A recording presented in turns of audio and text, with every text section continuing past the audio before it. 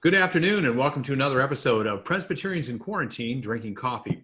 I'm your moderator, Mark Murnane, broadcasting live from the safe place in the Shire, awaiting the arrival of the hobbits. Got out of town this weekend with the wife and kids, so it should be a wonderful time. I'm here with my regular co-host, Andrew Jacobson, who's filling in for Bob Costa at the Twins game. And my good friend Wes Lawver, who appears to be back at the public library in Omaha, Nebraska. How you guys doing today? Good to have you with us. Good to be with you again. And Andrew, we've got a special guest today. Yes, we are happy to welcome Dan Ragusa all the way from Pompton Plains, New Jersey to join us. He is near the epicenter of this quarantine crisis that we're in. Dan is stated supply at Pompton Plains Reformed Church there in the URC, right, Dan? Right. And also a PhD student at Westminster Seminary in Philadelphia. So we have a nearly professional, real theologian on the podcast, drinking coffee with us. And another thing you should know about Dan, and this is something for prayer, Dan is an unrepentant New York Yankees fan. That's right. And so this is something that, I think it would be good if your listeners out there, if you could pray for Dan. He really needs help in this area. So besides that, though, I really do like Dan. I'm glad to have him on the episode. Well, we are definitely glad to have you as well, Dan. Good to see you, my friend. Yeah, Thanks for having me, guys. So and also just shout out to Mid-America Reformed Seminary. Yes. In the mug. Boom. That's where I got my MDiv. So, but at Westminster right now, and a proud Yankee fan who has beaten Andrew's team in the playoffs mercilessly, for the like past a drum. decades. I don't even remember the last time you guys won. So it's good to be here. And good. I think that was the one, and they made a movie about it, Little Big League. Yeah. Is that it? How do you Yeah, know? that's the last time they almost won. Yeah. The one good thing about not having a baseball season this year is I do not have to watch the Twins lose to the Yankees. Oh, listen, if you're a Marlins fan, you know that kind of pain. Oh, boy. Yeah. All right, gentlemen. So we are talking today, we're kicking off probably a couple of episodes on the attributes of God. And today we're going to tackle, this would be more of an introduction here. But Andrew, there was a quote you had by Tozer. Do you want to kick us off with that, and we'll start the discussion? Yeah, that's a good place. So we're digging now into the doctrine of God, thinking about the attributes of God. And Tozer has this famous quote, probably many of you have heard of it. He says, "What comes into our minds when we think about God is the most important thing about us." And so the question I had, and I'm going to direct it to our guest first, Dan. What did Tozer mean by that? And why is that the case? So why should we think about the attributes of God? Yeah. So two things come to mind when we think about that quote. The first one is, of course, the fact that we're made in the image of God, right? So for us to understand ourselves and understand who we are, what we were created for, is to have a proper understanding of who God is. He created us in his image that we might know him, we might love him, we might serve him. And that image also disposes us for communion with him, that we might know him who is infinite and immutable and simple, as we're going to talk about. Right. So, and that's even how Calvin starts his whole institutes, right? I mean, he's like, do we begin with man or do we begin with God? And he begins with God, but the one leads back to the other, and the other leads to the other as well, right? So, so understanding God helps us to understand ourselves, our purpose, and to realize the reason that we've been created, to glorify God and to enjoy him, right? So, properly knowing God is required for that. Yeah. Good. Yeah. And when you say too that what we think about when we think about God is important, because in one sense there's like a slope where there's certain, on one side of it, when you have big thoughts about God, proper thoughts, weighty thoughts about God, that leads to proper living, proper worship, reverence, all those things. Whereas if you have low thoughts and slight thoughts of God, that leads down a whole different slope that is dangerous, man-centered thinking, wishy-washy, shallow Christianity. Yeah. Let's address that, because that's one of the items we want to get into. So Wes, how would you address this? Well, I just don't want to put God in a box. I just don't see him that way. How would you address someone who brought that question to you? I think that question is directly tied to our previous discussions on revelation, specifically special revelation, and how God has revealed himself to us in his word. And the reason it's tied to that is because, in one sense, I would agree with that person. And I don't think we can put God in a box, because there are things about God that we don't know. I think specifically I think it's Martin Luther who would talk about sort of these hidden aspects of God. And there are things that about the Lord that are hidden. Deuteronomy 29:29, the secret things belong to the Lord our God, but those things in which are revealed belong to us and to our children forever. And so while we can't put God in his entirety, all who God is, into a box, God then has given himself a box of himself, I guess is how I would put that, right? He's given us a revelation of who he is in his word, which enables us to understand him rightly, to know him rightly, exactly who he is as he has chosen us to reveal himself. And so while we can't understand him and with all of his complexities and every thought that we are possible of having about God, we can know him as he has revealed himself to us in his word. Now, Dan, you mentioned, as we were talking before this episode, there's a certain thinking that goes on behind that statement. I don't want to put God in a box. What maybe ism lies behind that kind of statement? Yeah, I'm not sure if I remember exactly what ism You I said gave. like mysticism, I think. Okay, yeah. So, yeah, we were talking earlier, and maybe something important just to keep in mind as we jump into this discussion, right? Because when we say we don't want to put God in a box, it could almost sound humble, and it could almost sound reverent, right? Like, and in some sense, if you read the theologians of the past, especially in the ancient church, it was something that they tended to, I think, overemphasize. Where it was like, we really can't know anything about God, and he's always just, we can't limit him. And again, there's kind of a humble sense to it. But as Wes was saying, right, God has made himself known. But once we talk about God being not wanting to put him in a box, right, we lose his immanence, which is to say we lose his nearness and his intimate relationship with us, right? We say God is just distant, and therefore I really can't know him. I can't know anything about him.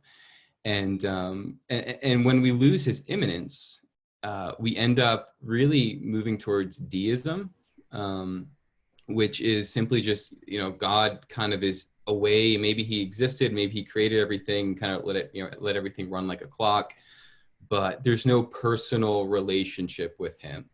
And really, it's kind of the same species as deism. You have atheism, right? Just there is no God, right? Because he's just unknowable. And so we want to, of course, maintain God's transcendence and have a reverence. And I think somebody had put it like a holy shyness when coming and talking about God. But we want to also not emphasize his transcendence at the expense of his immanence. The goal really in our discussion is to maintain those two. And we'll probably get to this a bit later, but I think the proper way to maintain those two is by way of the covenant. I think covenant theology is as you talk about the architecture of something. So if you build a house, like the architect is going to be a certain shape, right?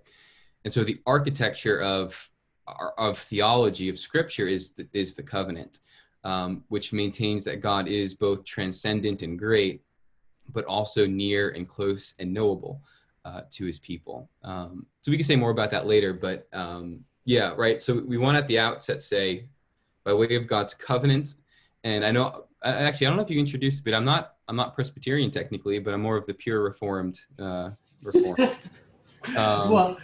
but this is the longer title of this is Presbyterians and Reformed. Oh, okay. People drinking coffee. We just had to shorten it and It keep the graphic. actually just became that just now. Just now.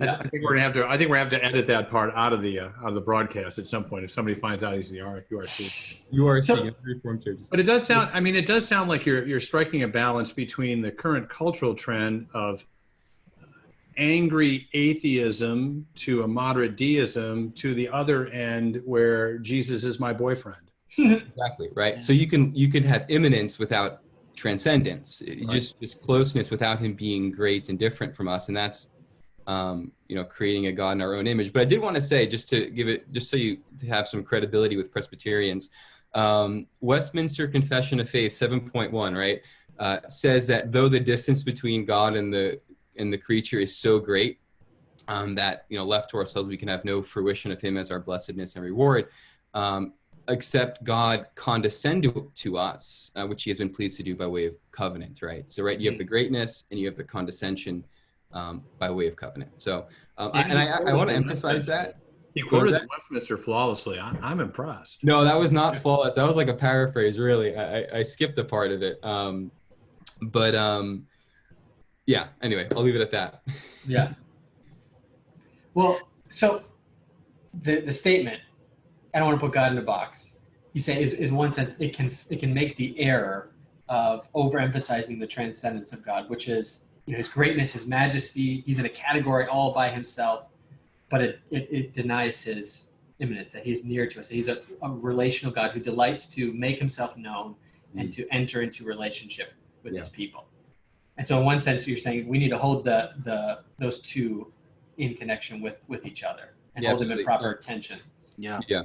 And if I give just an example, right? So like all analogies fall short, so don't get me on heresy here. But right, like the sun is distant, right? And yet you feel its warm rays. You're not touching the sun, like it's you're not on the surface of the sun, but you're being nourished by the sun, and you see in the light of the sun.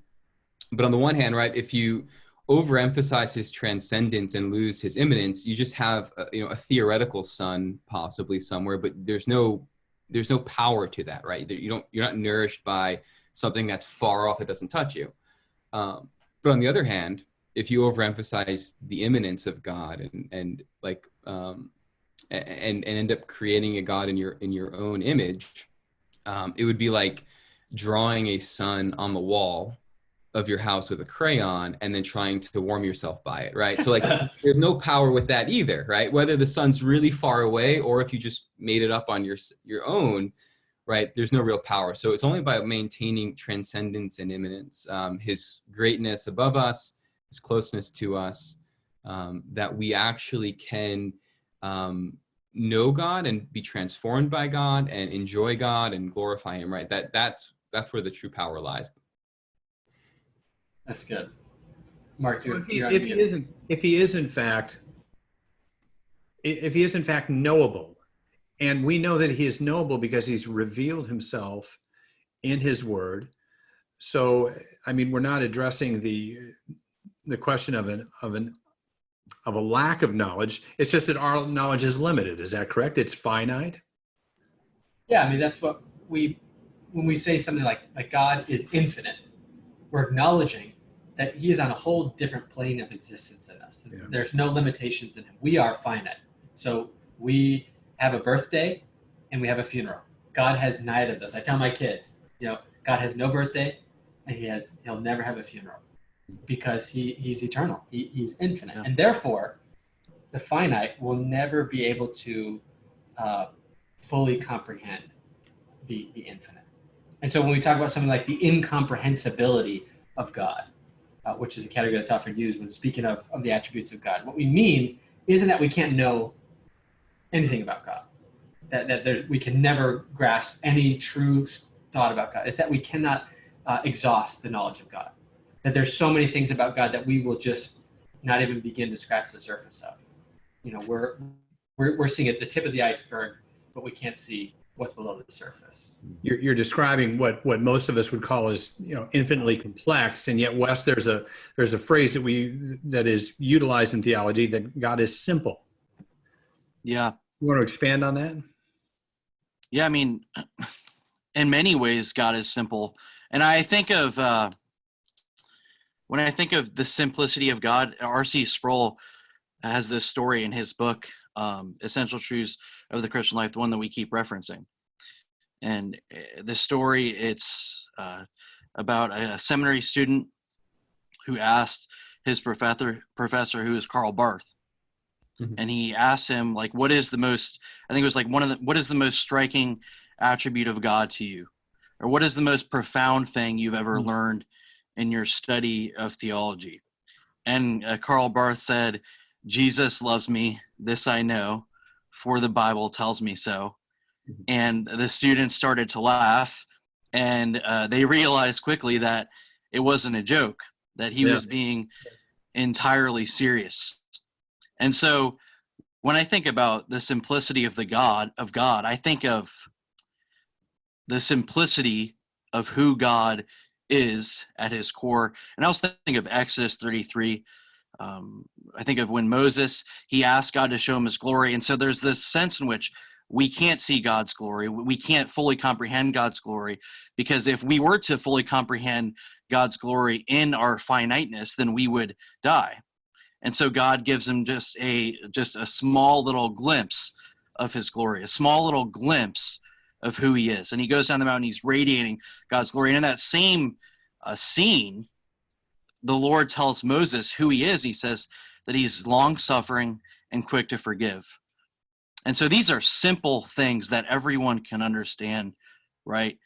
And they're so simple when we see them revealed to us in the gospel, that the God of the universe would descend into humanity, take on himself human flesh, all of the sufferings of this present life, and then give his own life, be pierced through his hands and feet, die on a cross, take upon himself the full wrath that we all deserve for sin, right? This is who God is. It's the love of God, and it's incredibly simple.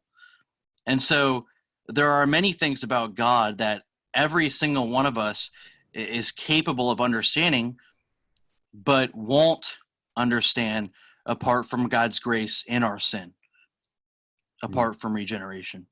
Yeah, and another category to the simplicity of God is that when we are talking about the attributes of God, we need to keep in mind that God is not made up of parts, that he's not like a key lime pie that you get from the keys, where you can just take this slice of love, this slice of justice, this slice of wrath, and extract that as if it were, God were made up of components.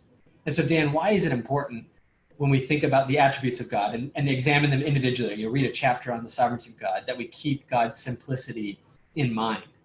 Yeah, that's a really important question. Many would say that it's foundational to all of his other attributes, and right, by maintaining that God is without parts, it means that everything that is in God is God, right? So it's not as if God was composed of various qualities, or obviously not materiality, but not even just as if you take this standard of justice that's out there somewhere, and you take love, and then you take righteousness, and whatever it might be, and you kind of mash it together to create God. Rather, that would then obviously make those things above God, so that God is submitting himself to justice rather than him being justice or being just. He submits himself to wisdom rather than being wise, right? So by maintaining the simplicity of God, we maintain the godness of God, the fact that he is, as all of his other attributes kind of unfold from that, right? He is independent, right? He's not, because if God's composite, that means something or someone had to put him together. If God is composite, it means he's mutable, because then, right, if he could be put together, it means he could be taken apart.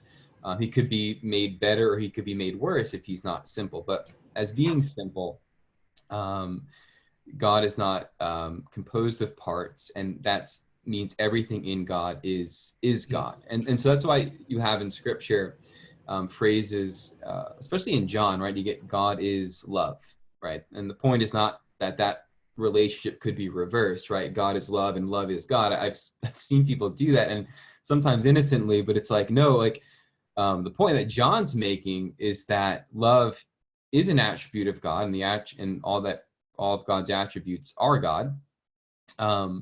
But his point is saying that God, who is love, means that God is the one who has authority to define what love is and how that looks like. Same thing, like God is light, or God is life, right? God having life, his life didn't come to him, wasn't created, but it was something that he always had. So, as I started off that point, simplicity is important because it's foundational to all of his other attributes, and it maintains his godness, his deity. Wouldn't you say as well that to keep God's simplicity in mind, that God is, he's not made up of component parts. It helps us not to pit the other attributes against each other.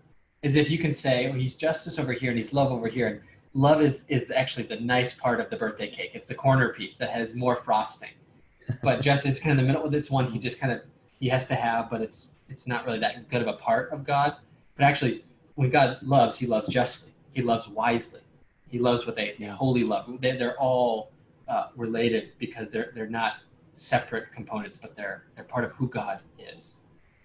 Yeah, absolutely. You don't have that false dichotomy between the New Testament God, who is that nice Jesus, and that Old Testament God who's filled with wrath at Sinai. Correct? Yeah, like the Marcion heresy. And I had another thought too, and one thing we were planning on discussing was this idea of people recreating God in their own image, right? And so as Dan was just illustrating, people love to put so much emphasis on the love of God that they neglect other attributes of God. And this is one of the ways that people recreate God, and they create a God in their own minds that they've conceived in their own thoughts because they have the authority to determine who God is. And that is that God is just love, and that's it, that he's nothing else. And that God doesn't care about sin, that God doesn't care about how we treat others. He doesn't care about how we treat our spouses. He doesn't care about any of these things because God's just going to love me no matter what, and that's all that matters. And that's as far as I'm willing to go in terms of my thoughts of God, right? And this is what people do. They recreate God in their own minds, in their own image. And I think what we need to understand is that we don't have the authority to decide who God is. God has told us who he is in his word. And we don't get to then go and reconstruct his word and determine who he is. And so, and that's one of the ways that I think people recreate God in their own images is focusing entirely on one attribute while neglecting the other attributes. Yeah, that's good. Now, Mark, let me turn a question on you. I know you're usually the moderator, but I'm going to direct it at you. And piggybacking off what Wes pointed out, what are some ways that you think, we generally overtly or subtly recreate God in our image? What ways have you seen that happen? Well, I think the primary one, particularly in this culture, is the friend God, the intimate, the overemphasis on the imminent. As I talk to people in the course of evangelism or in the course of daily discourse here, they do have a myopic myopic view on the aspect of God as love, and I think that's been communicated not just in the culture but through evangelicalism, is that God's not mad at you, he's mad about you. That's a very common saying here by one of the megachurch pastors. It does disservice, doesn't it? That's the principal idea of we make an idol, we violate the second commandment by overemphasizing one attribute of God without looking at in the wholeness of him. Now, Dan, let me direct the question to you. What are some ways that you see people subtly or even overtly recreating God in our image? Yeah. Not that this was the point of Joshua, but I think of the story of Joshua when he meets the angel of the Lord. And he asked him that question, like, are you for us or for them? And he's like, no. I'm not playing your games necessarily. And I think often, we create God in our image when we kind of like co-op him for our teams, right? It's like he's for my purpose. And one attribute, we've talked about his love, of course, and that's been, for the last you can read theologians from the last 200 years where they're talking about this, where it's like God's love has come to dominate everything about him.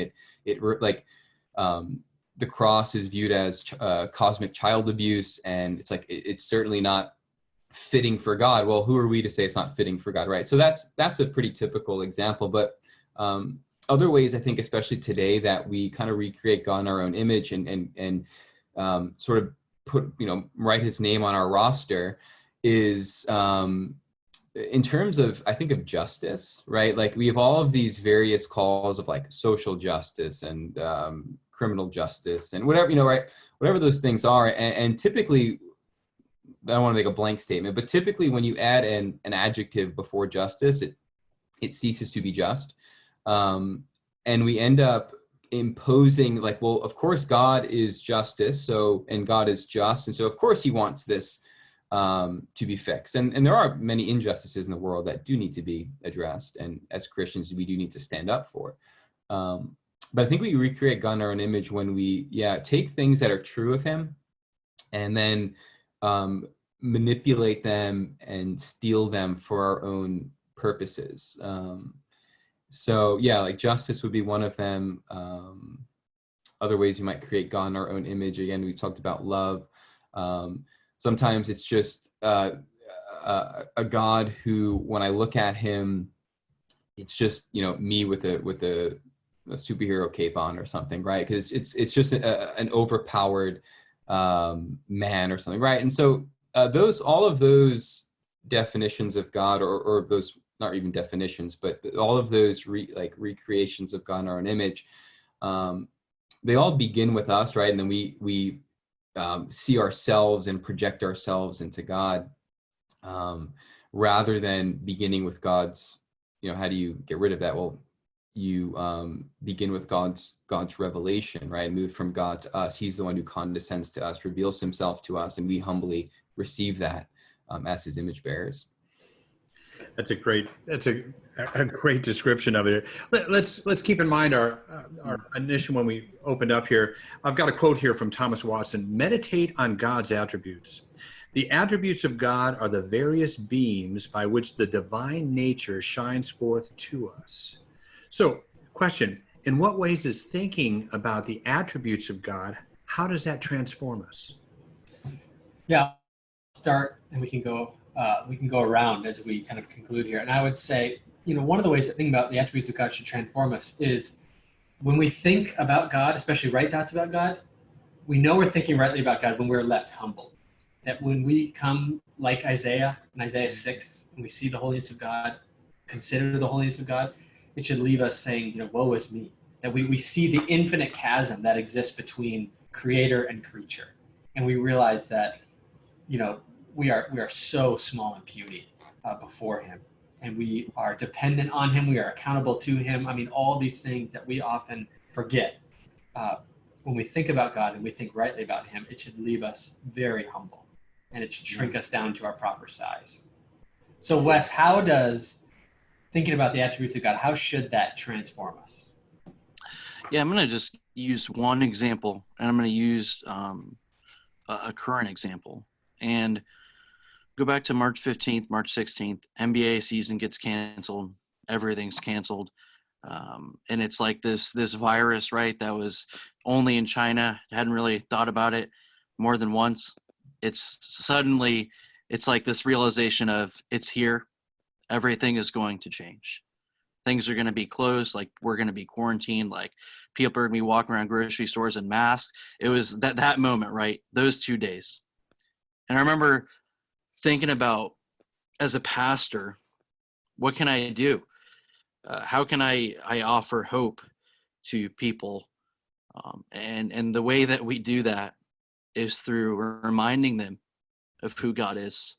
And I thought about the sovereignty of God, which relates to the omnipotence of God. God is entirely in control. He's all powerful. That there's nothing that happens in life that is outside of God's control. We know that God does everything for his own glory and his own eternal purposes and for our own good, Romans 8, right? Even when that good might be uncomfortable, even when it might be mean that we have a lack of security, we know that it is for our good and ultimately for our sanctification. And so what I thought of was just the sovereignty of God. And I want to read a quote, and it's directly related to the attributes of God. There is no attribute of God more comforting to his children than the doctrine of divine sovereignty. Under the most adverse circumstances, in the most severe troubles, they believe that sovereignty hath ordained their afflictions, that sovereignty overrules them, and that sovereignty will sanctify them all. Allow that to sink in for a minute, that no matter what happens in life, that God is sovereign and he is working right now for the good of you if you are in Christ.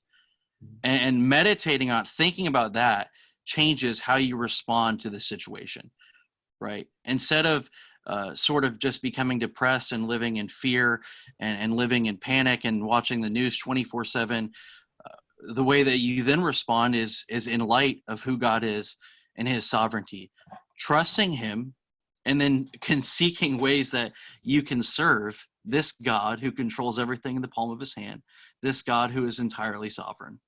And so I think that that's just one way that I've thought of recently, especially in our situation, where the attributes of God, thinking about the attributes of God are manifest then in how we live. Well, Mark, why don't you answer the question and then bring us home?